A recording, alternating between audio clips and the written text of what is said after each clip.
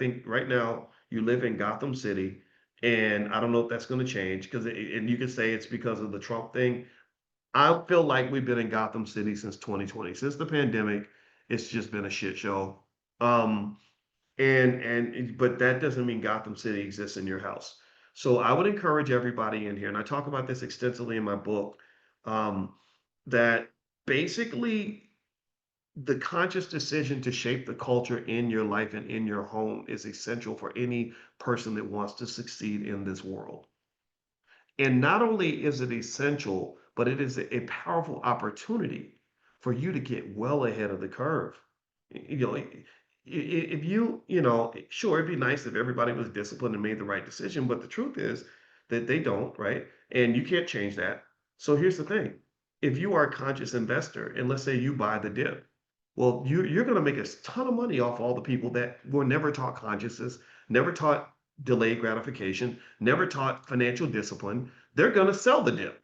Their stocks go down a little bit, and they run for the hills. Well, that's your opportunity to go in and pick it up. You ain't exploiting nobody. You ain't stole nothing from nobody. They begged you to take that stock. It becomes easy money for you. Thank you, John Trey. I agree with you. It's easy money for you. You ain't got to, and that's the thing about it. We want to live in a world where we think that somehow somebody, my brother had a comment he made to me that was really interesting. I never forgot it. And he said, I think the world hates clever people. And I said, what do you mean by that? He said, yeah, well, when you are a person that sits back and thinks about your next move and you don't make mistakes and you find a way to get ahead, there's always somebody out there that hates you for it, that thinks that you got ahead because you stole and you did something bad to somebody and you scamming and you da. No, I didn't scam nobody. I just played chess and you playing checkers. I can't tell you how to play. If you play chess, then it would have worked out differently for you. You're projecting your failure onto me. I didn't take nothing from you. We made a business deal.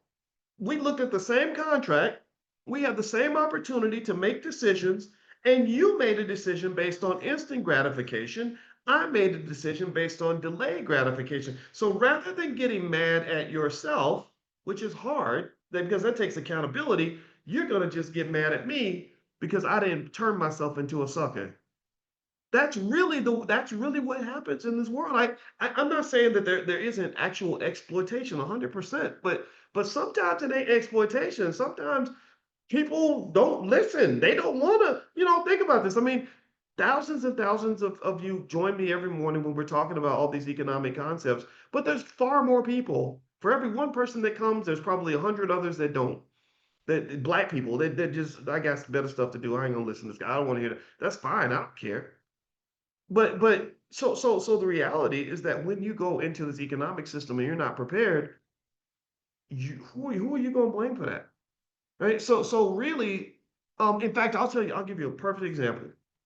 I have sat in business situations where somebody had an opportunity to take an equity stake in a business that would have made them hundreds of thousands of dollars, but because their consciousness was limited and they only understand paychecks, they only understand the paycheck mentality, they weren't looking for any form of equity. All they wanted was a paycheck.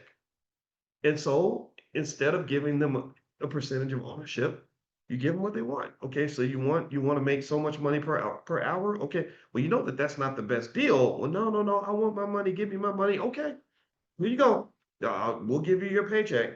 And then when they see the equity holders go off and make a bunch of money, they get mad. Like, oh, you exploited me. You stole. Did nobody steal from you? You had, and this is the thing you got to understand.